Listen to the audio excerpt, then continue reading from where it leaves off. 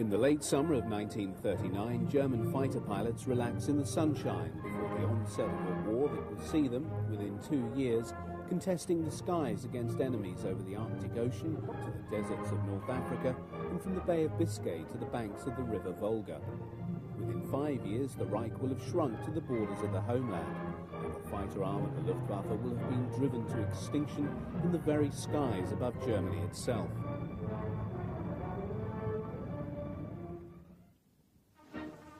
It was on the 1st of March 1935, some 2 years after Hitler's rise to power, that he officially announced the existence of the new Luftwaffe, thus repudiating the Versailles Treaty that in the peace settlement after the Great War had forbidden Germany possession of an air arm. In reality, the new Luftwaffe dated from January 1933, and great care being taken to disguise the growth of the new German Air Force.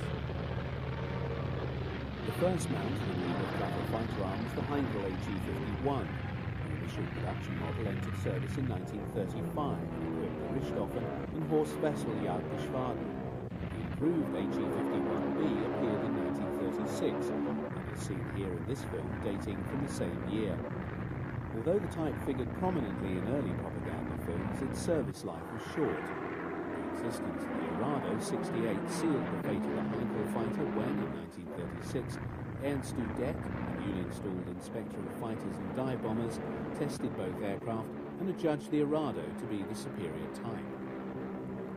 Destined to be the last biplane fighter to serve with the Luftwaffe, the Arado 68 is seen here along with the HE-51, engaging in mock attacks on a Dornier Do-23, one of the early types serving in the bomber squadrons. This particular AR-68F variant employed a BMW engine which conferred only a marginally improved performance over the HE-51. It was rapidly superseded on the production lines by the Umo-powered AR-68F variant, which equipped most of the Jagdgruppen until the advent of the Bf-109 in 1938. It is a later Umo-powered Arado AR-68E which is seen here, shooting out balloons set out by Luftwaffe ground crew for strafing practice. A distinctive feature of Luftwaffe fighters until about 1938 was their overall light grey colour scheme.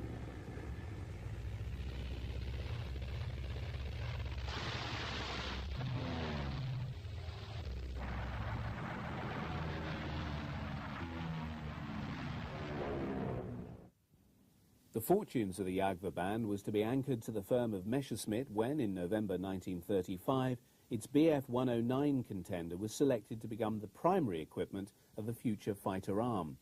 In 1937, the 109B began entering service, but low production meant that by the end of that year, just 3 Gruppen, belonging to JGs 132 and 234, had the 109 in service. Licensed production of the type to Fiesler, Focke-Wulf and Ehrler, and appearance of the new C variant in 1938, saw numbers of the type increasing.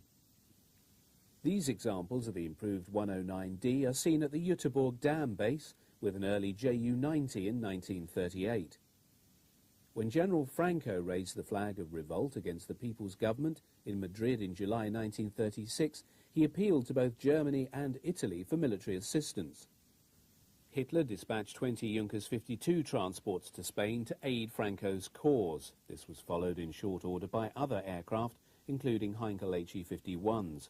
The growing German involvement was carried out ostensibly by volunteers, although most were seconded military personnel sent to Spain in great secrecy. By November 1936, German involvement became more open and the Condor Legion was born. In March 1937, Me-109Bs first saw combat, proving superior to the Soviet-supplied I-15 and I-16 fighters. New tactics were forged by the likes of Werner Molders, and the combat experience gained by pilots such as Galland, Lutzov, Harder and others was put to good use back in Germany. Thus, when Germany invaded Poland on the 1st of September 1939, with the Second World War beginning 2 days later, the Luftwaffe, although officially less than 5 years old, had already been blooded and had also amassed a repertoire of combat experience that would give it great advantage over its enemies in the opening years of the conflict. Of the 1,600 aircraft amassed by the Luftwaffe for the air phase of Case White, just over 200 were Me-109 fighters. By far and away the bulk of these were the latest E model, although examples of the earlier C and 44 of the D model seen here, belonging to 3 JG233, were also committed to the fighting. As was to be repeated in other campaigns in the years ahead, Luftwaffe tactics from the outset were governed by the need to achieve air superiority over the battlefield. The first air operations over Poland were committed to the destruction of the Polish Air Force on the ground. The Jagdflieger, in consequence, found themselves in the opening phase of the campaign, providing escort to the bombers as they attacked Polish airfields. Although the Polish Air Force was woefully outnumbered, it put up a heroic defence. However, after the first few days, air opposition disappeared, and the Me-109s engaged in free hunts, searching out the skies and shooting down any surviving Polish aircraft. Most footage of 109s in action over Poland, and indeed from virtually every theatre in which the type operated up to 1943, when the air battles over Germany began in earnest, were taken from other aircraft, such as the Me-110 or Heinkel 111.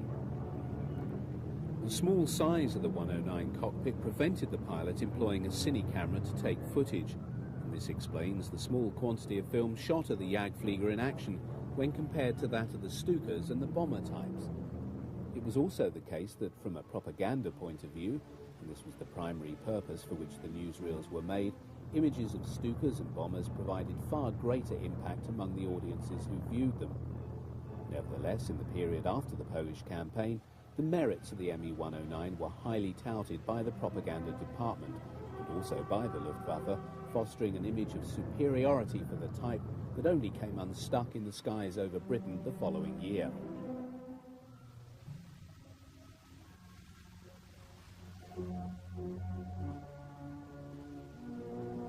As the ground forces advanced, propaganda company cameramen attached to army formations filmed the handiwork of the Luftwaffe.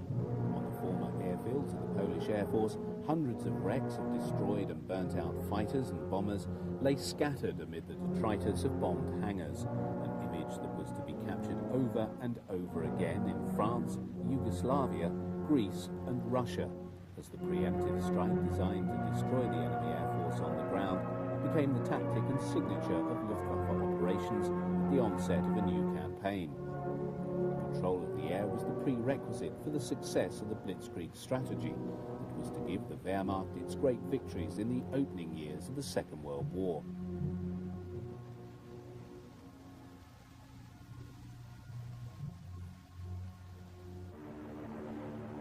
In spite of its highly effective showing in combat, 109 losses over Poland were far from negligible. In all, some 67 out of the 200 committed were brought down, with the majority being lost to Polish ground fire.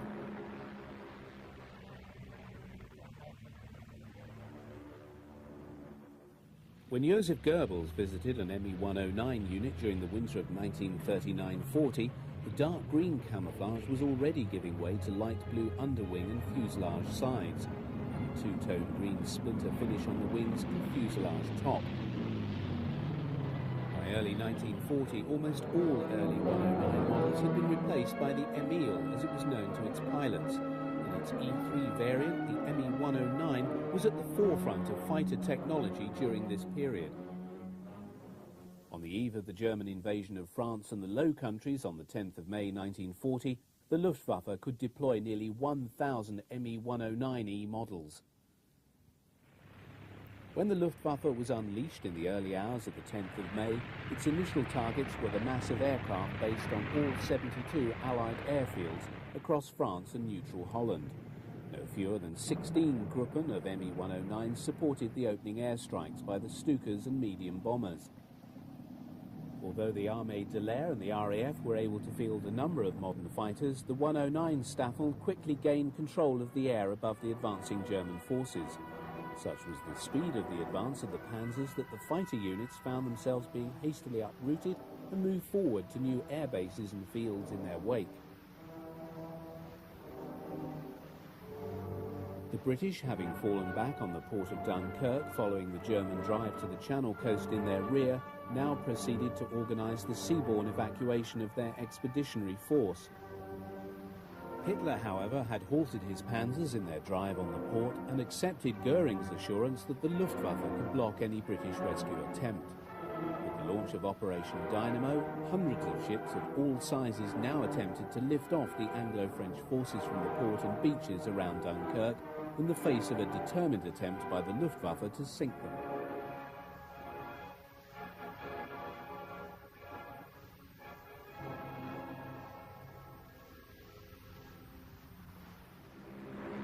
The subsequent commitment of the Jagdgruppen in support of the raids by Heinkels, Dorniers and Stukas now brought about the fiercest air fighting of the French campaign. The Me-109s now found themselves drawn into combat for the first time against the Spitfire, as the RAF tried its utmost to create a protective umbrella over the beaches of Dunkirk. However, the rate of the German advance was beginning to tell on the fighter units. Serviceability among the 109s was becoming problematic. Fuel shortages were occurring. However, it is also clear that in their encounters with the Spitfire, the Jagdflieger had the clear impression that they had, for the first time, come up against an aircraft as effective as their own 109, piloted by men just as professional as themselves. Though RAF losses were considerable, the fighting was hardly one-sided, as they, in turn, claimed at least 200 Luftwaffe aircraft shot down through to the 5th of July. With the French surrender on the 22nd of June and the subsequent victory parade in Berlin, Hitler was at the pinnacle of his power. Even as he acknowledged the acclaim of his grateful people, he knew that the British government had rebuffed all overtures for a peaceful settlement with Germany and had determined to fight on. However, his ambivalent feelings towards Britain left him uncertain as to what to do. But by the 16th of July, he had made up his mind.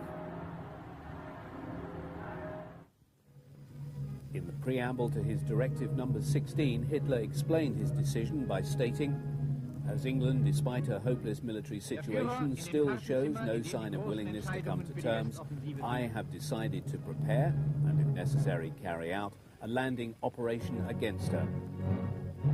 Given the code name Sea Lion, all, however, turned on the proviso that air superiority can be obtained. Herein lay the rub, for without the reduction of the RAF in the skies over England, and a guarantee that the invasion forces would not be attacked from the air, the enterprise could not be entertained. Goering, however, was confident the Luftwaffe was up to the task. The formal beginning of the campaign against Britain finally began on the 13th of August 1940. Known as Adlertag, or Eagle Day, the Luftwaffe dispatched no fewer than 485 bomber and 1,000 fighter sorties across the south of England. Although much of the attrition among the single-engine fighter formations had been made up, the number of Bf 109s available stood at some 760 machines, somewhat less than on the 10th of May. The 1st and 2nd Staffel of Jagdgeschwader 3 Richthofen was based at Beaumont-le-Roger, and the 3rd Staffel at Le Havre.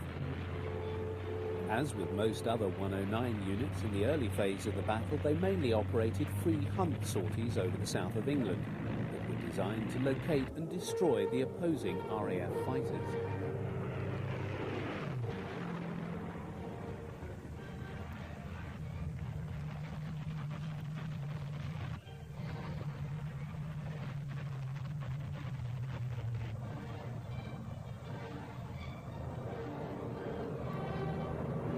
Free-ranging sweeps, the Jagdflieger employed tactics first worked up in Spain.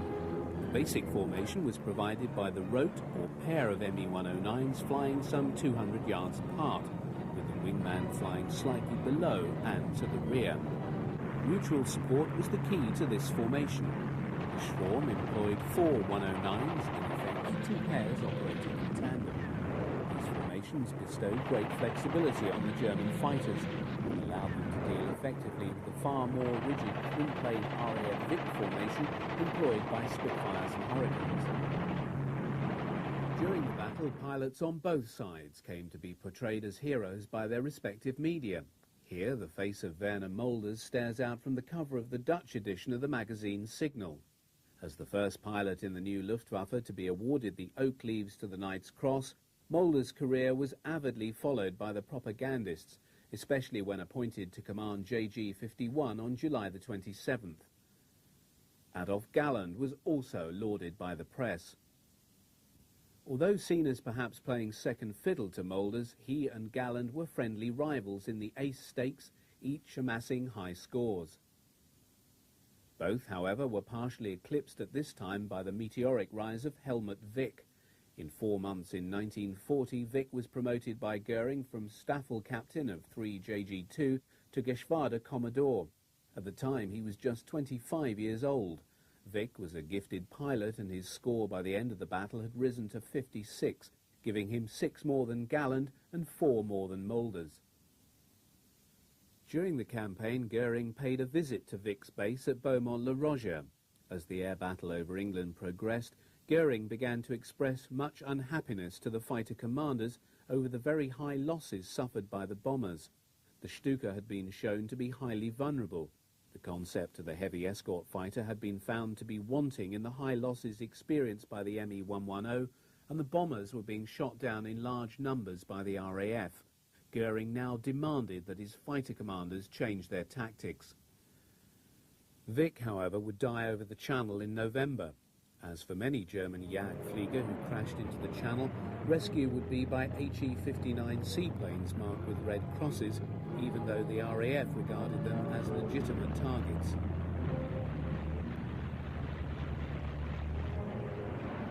Goering's insistence that the bombers be given greater protection from RAF fighters required that they give up their free hunting tactics and tie themselves more closely to the slower moving bombers. In the case of the Dornier 17 and Heinkel 111, the 109s had to throttle right back to maintain station with these much slower moving aircraft. If escort duty had to be carried out, the Jagdflieger preferred to cover for the faster Junkers Ju-88s, as seen in this footage.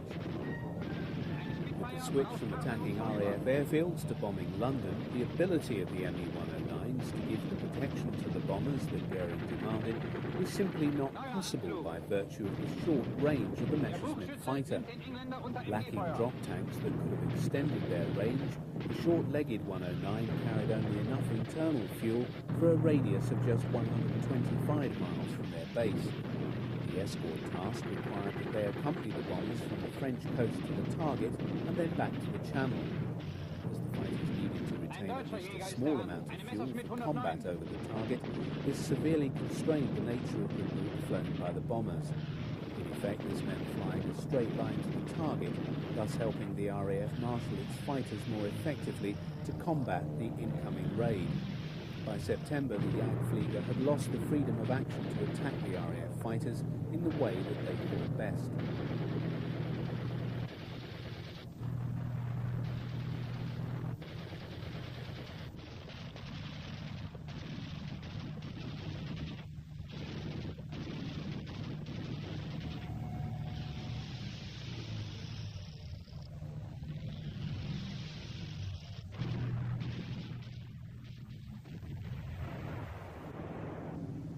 From September 20th, the move to shift air raids on England to the night was a virtual acceptance that the attempt to defeat the RAF and achieve air superiority prior to an invasion had failed. In the 4 months of the Battle of Britain, the Luftwaffe had lost a total of 610 Me-109s and very many experienced pilots, whose loss was even more significant. But as a fighter, the Me-Bf 109 had not been found wanting, nor had the pilots that flew them. Goering felt he'd been betrayed by his Luftwaffe, and the Jagdflieger were his scapegoat. On June the 22nd, 1941, 3 million German troops crossed the Soviet frontier in the greatest land invasion in history. The cutting edge of Operation Barbarossa lay in the Panzer formations, whose task was to encircle and destroy the bulk of the Red Army before it had time to withdraw from the western frontiers into the depths of the Soviet hinterland.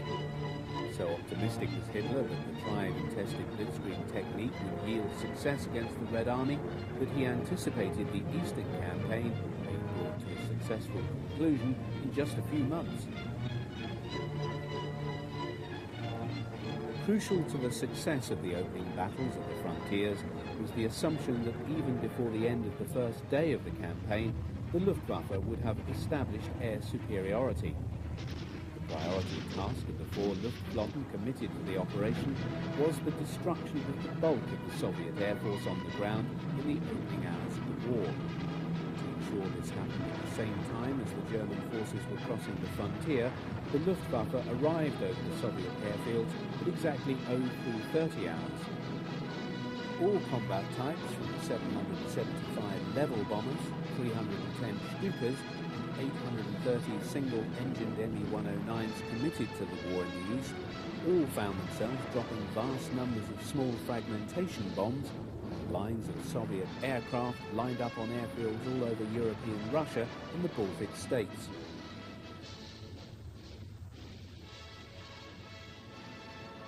The Soviets were later to admit to 800 aircraft destroyed on the ground and a further 400 shot down in combat by the Luftwaffe on the opening day of the war. German claims, however, ran to 4,000 Soviet aircraft destroyed by the end of June.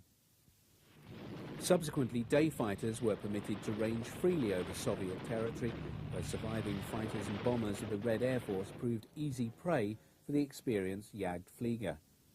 Ground strafing of the numerous targets offered by Soviet rail and road traffic also became a common activity when in support of advancing German ground forces. Unlike in the West, where such air attacks forced the enemy to ground, Russian troops often stood and fired back with every weapon they possessed, resulting in mounting German casualties. Although many of the Jagdgruppen were still using the Me-109E, the arrival of the superior Me-109F4 in August confirmed overwhelming German air superiority over the Russian front.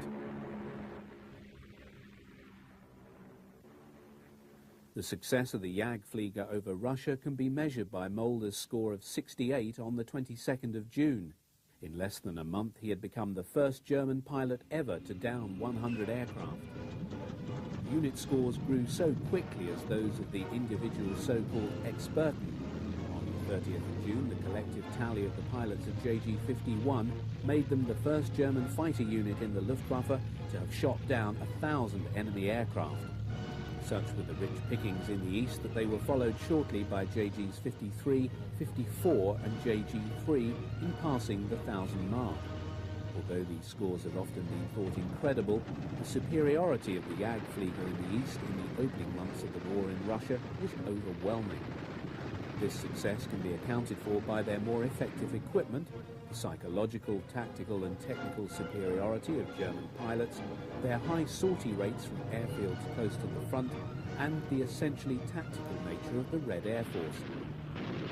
German pilots often commented on the way Soviet pilots provided them with easy targets by seemingly refusing to maneuver when attacked, continuing to fly in a straight line inviting destruction, as witnessed in this gun camera footage showing the downing of an Ilyushin DB-3 bomber by a 109E over Lithuania in August 1941.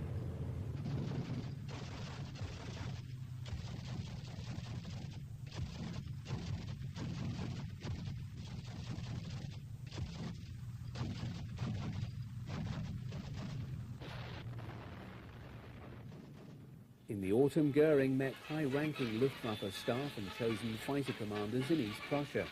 Present was Mulders, who was displaying the diamonds to his Knight's Cross, awarded by Hitler on the 16th of July.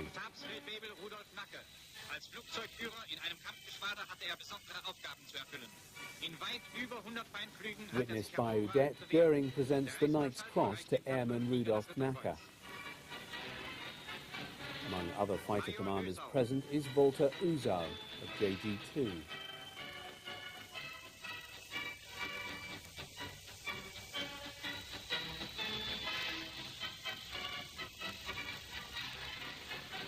Though hardly a stranger to publicity, Adolf Galland is clearly embarrassed by the attention paid to him by the cameraman. Unbeknown to the JG-26 commander, this would be the last occasion on which he would see his friendly rival Mulders alive.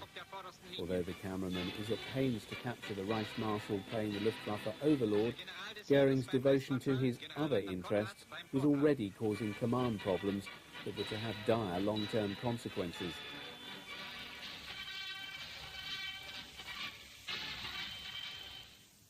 Following his 115th victory, Goering had promoted Mulders to full colonel and appointed him Luftwaffe's Inspector der Jagdflieger. an admin post involving travel to all points where the Jagdwehr band was operating, Mulders gave up command of his beloved JG-51. Highly regarded by Goering and his fellow airmen, Mulders was an intelligent, perceptive leader of men whose contribution to the development of fighter tactics in the Luftwaffe played a significant role in its success in the opening years of the conflict. Care for his men had been earlier rewarded with the nickname Vati, or Daddy.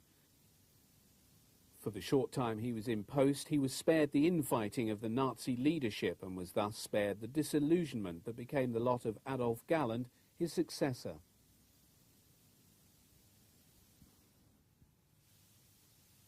By 1941, the RAF had grown strong enough to embark upon a limited air offensive over France.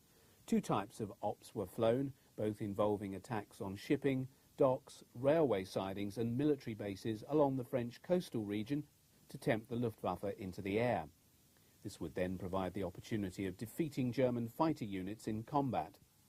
The first of these operations was christened Rhubarb, an air sweep over northern France flown by a squadron of fighters. The second and larger of these was named the Circus and involved both bombers and fighters. The core of the operation was provided by a detachment of Bristol Blenheim 4 medium bombers, numbering from 25 up to 80.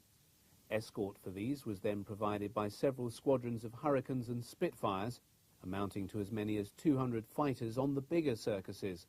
These had the task of hunting down and destroying the German fighter units as they rose to attack the bait offered by the bombers of the incoming raid. Although still the mainstay of the medium bomber squadrons, the Blenheim was a dated design, and though due for replacement in the near future, still equipped some 11 light bomber squadrons and bore the brunt of Circus operations until early 1942. Even when escorted by fighters, its slow speed and poor armament resulted in high losses to German fighters and flak.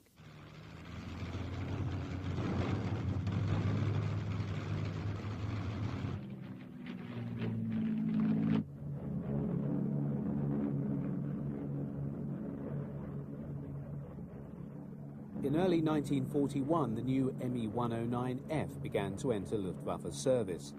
Due to the appearance of the superior cannon-armed Spitfire 5B in February, delivery priority had been given to units serving on the German coast. JG2 and JG26 Das Leitwerk reicht für die Siegesliste bald nicht mehr aus. Einbau der Filmkamera. Units had received the even better 109F4 and DB601E engine. Das ist Petz, der Staffelbär.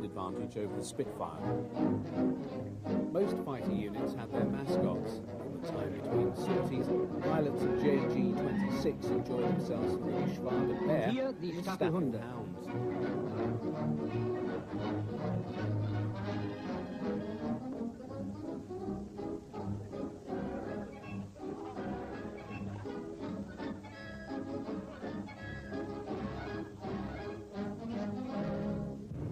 As JG2 spread around a number of airfields in the Pas-de-Calais, and the three Gruppen of JG26 distributed from Clermont through to the Belgian border near Abbeville, warning time of an incoming enemy raid was very short. On some occasions, Adolf Galland, as Commodore of JG26, ordered the whole Geschwader scrambled, whilst on other times just one group would be dispatched to deal with the incoming enemy. It was the size of the raid that determined the response. A high level of readiness was expected at all times. Gun camera film taken from 109Fs after this raid shows a number of Spitfire 5s being shot down.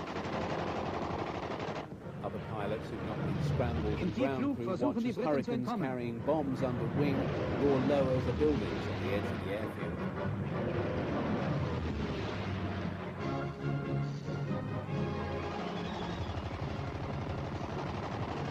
The armament of the 109F was less than that employed on the earlier Emil, confined to two MG-17s mounted on the nose cowl, with a 20mm MG-151 cannon firing through the propeller boss. As all weapons were mounted along the aircraft's centre line, it made the 109 highly effective in air-to-air combat.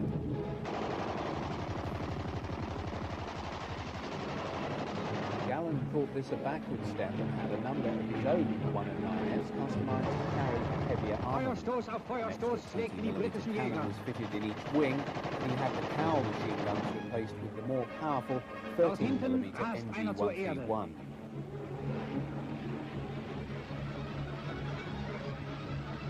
Sekunden später wurde auch dieser vernichtend getroffen.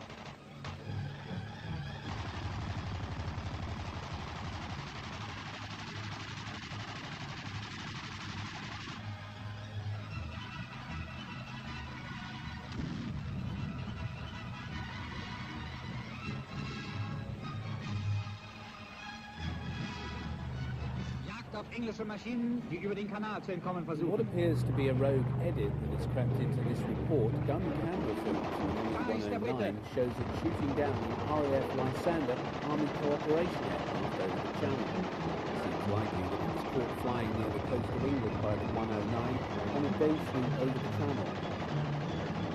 However, it's quite possible that it was serving with flight number 419, whose task was to fly agents to France. Abgeschossener Engländer. British losses in 1941 on surface ops amounted to 849 fighters. These are matched against Jagdflieger claims for 950. Rückkehr von siegreichem Luftkampf. These ops cost the RAF a further 900 losses. Whilst in 1941, the Luftwaffe fighter losses amounted to 183 machines. In 1942, Oberst Galland. Unsere Jäger an der Kanalküste sind Tag und Nacht auf der Wacht. Abschied von Generaloberst On the 22nd of November 1941, Ritterkreuzträger halten die Ehrenwache am Sarge des heimgegangenen Generalflugzeugmeisters, der sich den Aufbau der deutschen Luftwaffe unvergängliche Verdienste erworben hat. Der Führer betritt den Ehrensaal des Reichsluftfahrtministeriums. Brought into the Luftwaffe by Goering, who believed his reputation would Der reflect Führer on the drückt der Mutter fledgling sein German Air Beileid Force. aus.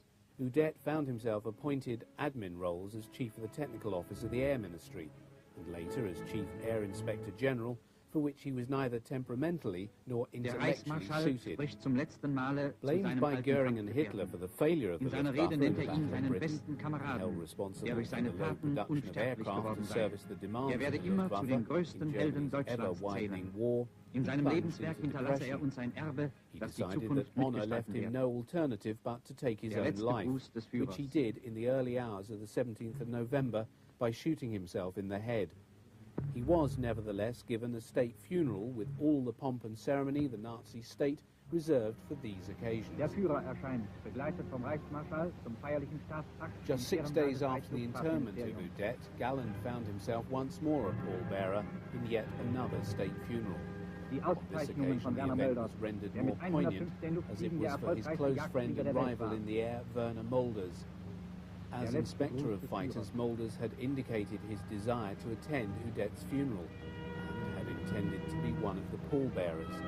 At the time, he was on an inspection visit in Russia and had made arrangements to fly to Berlin in a Heinkel 111 transport. On the flight back to the capital, the plane crashed, killing all on board. By the time of his death, Mulder's face and career was well known through the coverage given to him by Goebbels' propaganda department. The state funeral he was given was deemed fitting for the highest ranking, most decorated Luftwaffe officer yet to die in the war. While Hitler was present to pay his respects as head of state, it was Goering who had delivered the funeral eulogy. Die Überführung zum Invalidenfriedhof.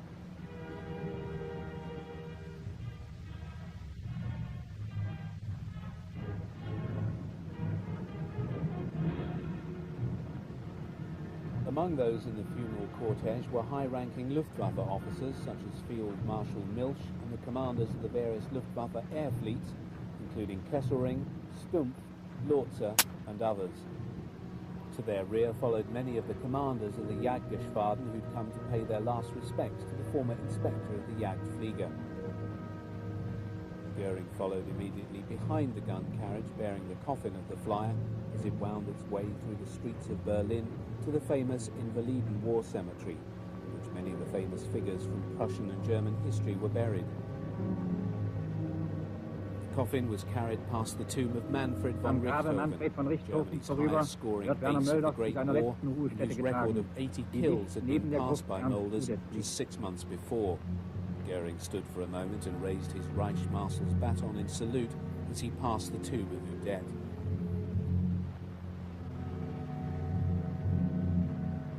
As Mulder's coffin was lowered into the ground, Galland, fleetingly seen here, was standing with the honour guard at the side of the grave with his sword drawn. He noticed that Goering was indicating for him to step forward. He later related his shock at the Reich Marshal's appalling bad sense of timing, as there and then Goering told him that he would follow in his dead friend's footsteps as the next Inspector General of the Jagdflieger.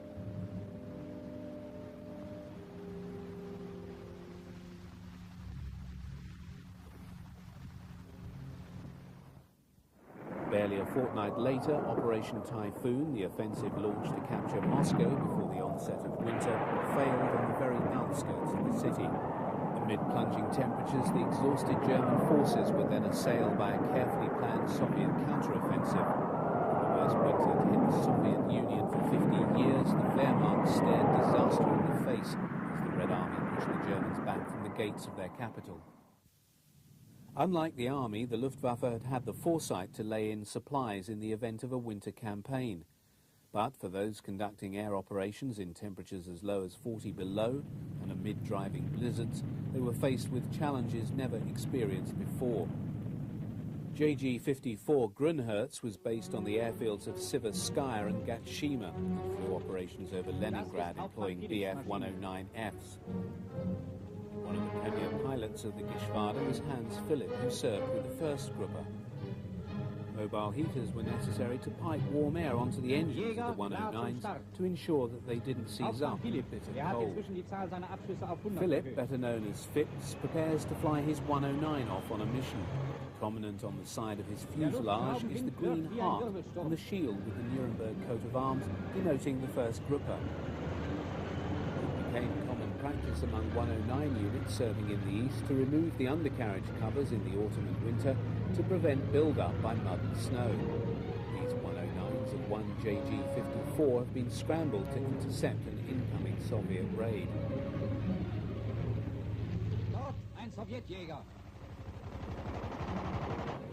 As the combat is viewed from the ground, Philipp's gun camera captures his destruction of a Yak-1 fighter, an example of the new generation of Soviet types appearing in increasing numbers over the Eastern Front. A portent of a vast number of more effective aircraft soon to make their appearance in the ranks of the Soviet Air Force. Whether shot down by Soviet fighters or by the hail of ground fire thrown up by Russian troops whenever German planes flew overhead, Luftwaffe pilots would be desperate to bring their aircraft down behind their own lines. In a war in which little quarter was given, falling into Russian hands was a prospect few Jagdflieger were prepared to contemplate. Indeed, some German pilots are known to have chosen suicide rather than be captured. However, once they had crash-landed behind their own lines, every effort was made to recover the damaged fighter, as is seen here. Luftwaffe ground crew have secured the assistance of an Army 8-ton half-track to recover this downed 109F belonging to JG-54. Against a backdrop of very high Luftwaffe losses since the onset of the Russian campaign, every attempt was made to recover downed fighters, repair them, and put them back into service. In this case, the damage to this 109 does not appear to be excessive. Removal of the propeller boss has enabled a steel towing cable to be wrapped around the prop, and the aircraft is then dragged across the field back onto the road. From here it'll be returned to the airfield for rebuilding. Newsreel cameramen were often on hand to cover awards to servicemen at the Führer's headquarters in the Wolfschanz in Rastenburg in East Prussia. On this occasion, 3 Luftwaffe fighter pilots are receiving their Knight's Crosses, the Ritterkreuz. Hauptmann Philipp, 94 Abschüsse. Hauptmann Ubben, 70 Abschüsse. Und Oberleutnant Ostermann, 81 Abschüsse, wurden beide mit dem Eichenlaub zum Ritterkreuz ausgezeichnet. One of these is Hauptmann Philipp, who's been awarded the Eichenlaub, the oak leaves, to his Knight's Cross for his victories in the air over Russia. Philipp would go on to become the second Luftwaffe pilot to score over 200 kills. His final tally would be 206, before dying in combat with US Thunderbolts in October 1943. After presentation, the three take coffee and cake with the visiting Reichsführer SS Heinrich Himmler. Gallen's first command role was to oversee the provision of air cover for the breakout from Brest of the warship Scharnhorst, Gneisenau and Prinzeugen, passage through the English Channel to Germany. Operation Cerberus began late on the 11th of February 1942. The air phase involved fighter cover provided by JGs 1, 2 and 26 and a detachment of ME-110s. The audacity of the German plan was to triumph over the delayed though violent reaction of the RAF, who did their utmost to sink the vessels. German involvement in North Africa from March 1941 onwards was a consequence of accident rather than design. In the wake of the failure of the Italians' attempt to advance into Egypt during the second half of 1940 and the success of the British counter-offensive, which had conquered much of the Italian province of Libya by early 1941, Hitler offered limited German military assistance to Mussolini to prop up his position there. Both on the ground and in the air, Italian forces had performed poorly against the inadequately armed British forces. Erwin Rommel was appointed to command the German Afrika Korps, the small expeditionary force built around the 5th Light Division. His brief was to support the Italian position in Libya in the face of the British advance towards Tripoli. However, the general had other ideas and he intended to go over to the offensive as soon as his forces were strong enough to sustain such an operation. In the next 2 years, the image of Rommel alighting in the desert alongside his forces his personal Fieseler-Storch liaison aircraft was one which the German people would become familiar with in the weekly cinema newsreel.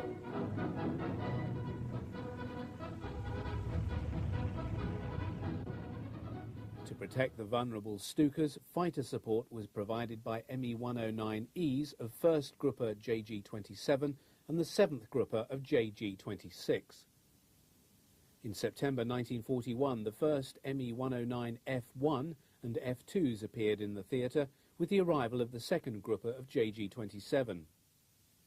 While the African theatre produced a number of stars among the ranks of the Jagdflieger, none shone more brightly than Lieutenant Hans Joachim Marseille.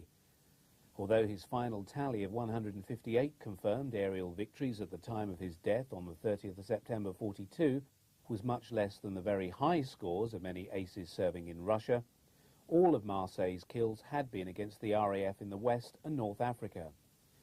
Here, the skills of the British and Commonwealth pilots were generally of a higher order than those of the Red Air Force. Indeed, Adolf Gallen placed Marseille in the foremost rank of the Experten when he described him as the unrivaled virtuoso of the fighter pilots. He first saw service in 1940 when he joined the 4th Gruppe of JG-52. His scoring career took a while to take off, achieving just 6 victories in his time on the Channel front. His behaviour and attitude at this time did little to endear him to his unit commander, Johannes Steinhoff. Transferred to 1st Gruppe of JG-27 at the end of 1940, thence to North Africa in March, his tally of skills began to grow rapidly thereafter. In his preferred mount of the Bf-109F, his intuitive skills as a pilot enabled him to dispatch enemy aircraft with an economy of ammunition that became legendary.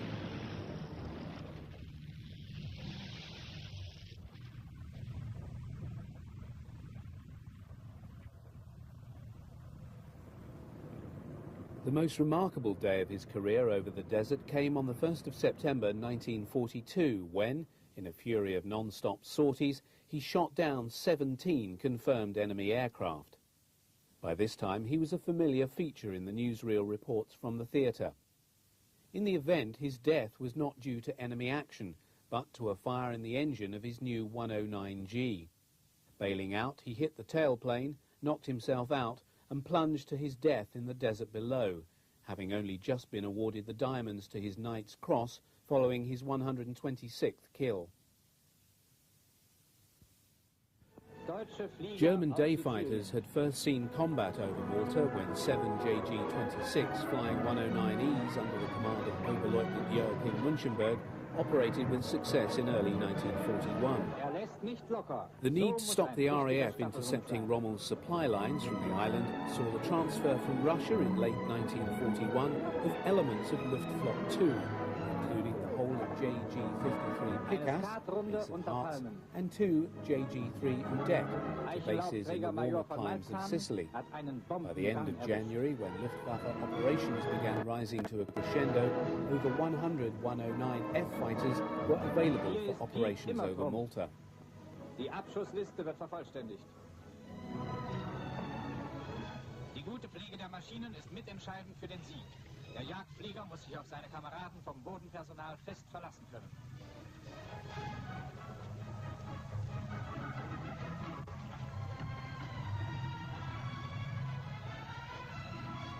Flocky muss verschwinden. As Commander-in-Chief South, all Luftwaffe units in Sicily fell under the command of Field Marshal Albert Kesselring.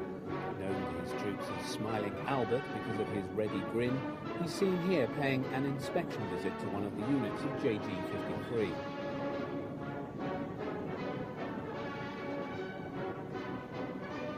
The winter rains on the island have turned much of the ground into glutinous mud, as Kesselring nearly discovers to his cost. The rains also led to the landing fields being reduced into muddy tracks. The Field Marshal also takes the opportunity to take a closer look at an ME-109F. Throughout February 1942, the Luftwaffe launched daily bombing raids against Malta, directed at the naval facilities and defences, followed in March and April by the systematic targeting of airfields and the total destruction of the RAF fighter presence on the island. By the end of April, almost 6,000 bombing sorties had been flown by Ju-88s, HE-111s and Do-17s of the 2nd Flieger Corps. This sustained bombing was seen as the prelude to invasion of the island. In company with the bombers, the number of day fighter sorties also increased, with an average of 1,000 flown each week following March the 20th.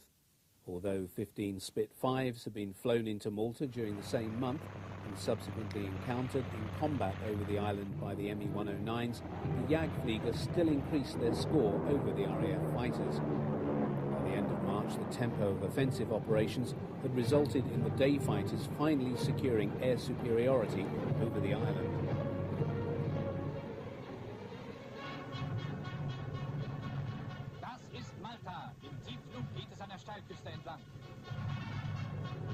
Gun camera film from 109Fs operating over the island records the destruction of a number of Hawker Hurricane fighters.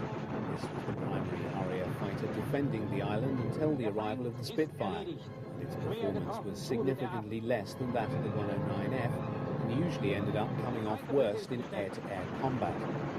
In 1942, the Hurricane was increasingly being replaced by the Spitfire in the Desert Air Force's fighter role, being employed far more as a ground attack type and fighter bomber.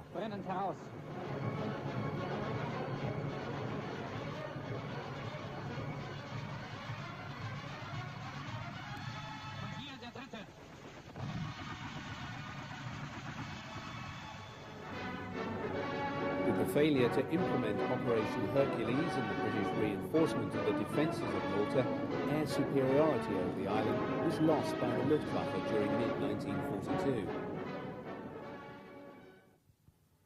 For the Luftwaffe and the RAF, the most significant event in the ongoing air war over the Channel and northern France in the second half of 1941 and into 1942 was the entry into service of a formidable new fighter plane in the ranks of the Jagdverband. The Focke-Wulf FW-190 was first seen by German audiences in a sequence that begins with the pilots and ground crew of the Geschwader relaxing before the onset of battle.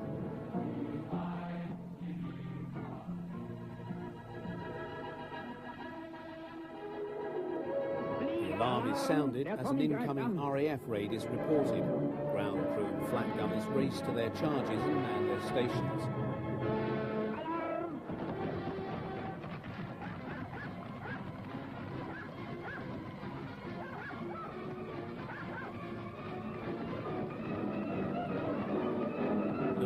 Airfield defences were based around numerous light 20mm flak guns, medium 37mm flak weapons seen here, and batteries of the heavier caliber 88mm guns.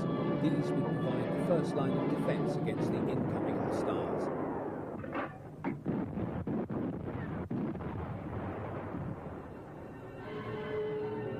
As the tannoy sounds the battle alarm, all is abandoned as pilots and their supporting ground crews rush to the planes. First, the short-nosed early series of FW190s entered service with JG-26 in July 1941 and served alongside the former BF-109Fs of the Geschwader. Although having its origin in a 1937 specification for an ME-109 replacement, the success of the latter led to the FW190 being regarded as a second iron for the Jagdverband band. Built around a BMW 801 radial engine, the FW190 first flew in 1939, but continuing engine problems delayed service entry for nearly 2 years. Once in action, however, the 190 revealed a marked superiority over the Spitfire in almost all aspects of air combat, except for the latter's smaller turning circle. The 190 reigned supreme until the second half of 1952, when the RAF rushed the improved Spitfire Mark IX into service.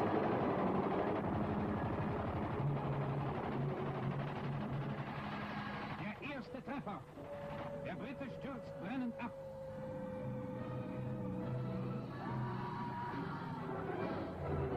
Kondensstreifen zeigen den Weg der Flugzeuge und den Verlauf des Kampfes. Vor uns wieder ein Brite. Auch er stürzt ab. The remains of the shot-down RAF fighter is examined by the captured airmen and the Germans.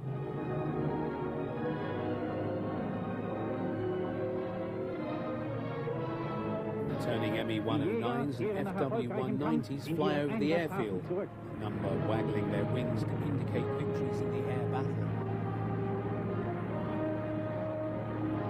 In the post-battle analysis, Joachim Münchenberg talks tactics with fellow flyers, while ground crew had further victory bars to the rudder of an Aces 190. Also seen is the irrepressible Pips Priller, who is to become Commodore of JG-26 and remain its commander through to war's end.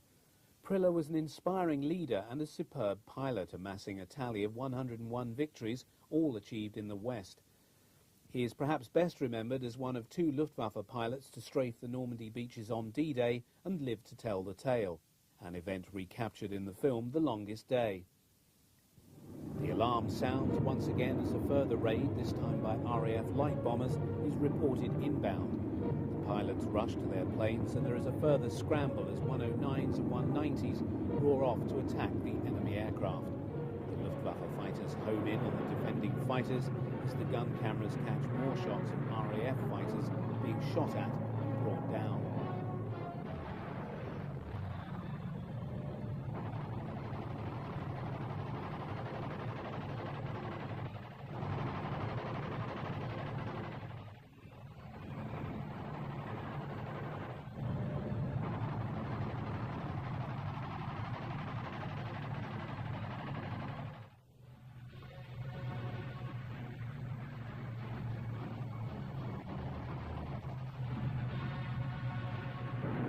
Although the gun camera images are somewhat indistinct, there is a possibility that the RAF type being shot down here is an early Hawker Typhoon.